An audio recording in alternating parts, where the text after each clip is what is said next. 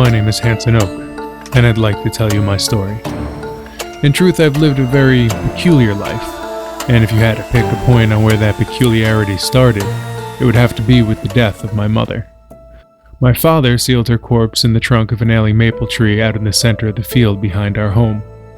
And I know how this sounds, but it was as traditional a burial in my family's beliefs as a dug grave is in most others. It was an act of love, not punishment, and my brother, sister, and I were fortunate enough to be able to visit her daily. On the eve of the 5th anniversary of my mother's passing, my siblings and I had gone out to the tree and painted its trunk, hanging streamers from its branches and leaving small gifts and letters at its base.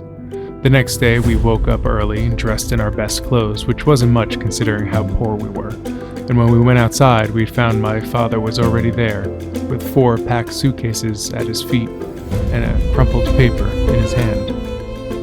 It was a letter my mother had written just hours before she died, her last wishes.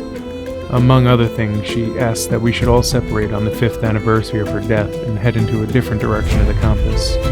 If it was meant to be, we'd reunite in the future, only to see each other with different eyes from very different experiences.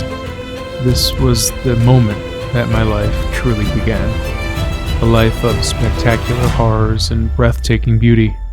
A life spent with creatures that pepper our folklore and our nightmares, and many more you've never heard of at all.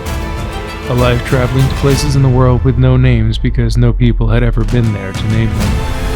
While I will not fully remove myself from the shadows, I do ask that you allow yourself to come inside, just for a bit. Along the way, I'll introduce you to some friends and some old acquaintances. These are the stories of my life. And if you're wise, you'll believe none of it.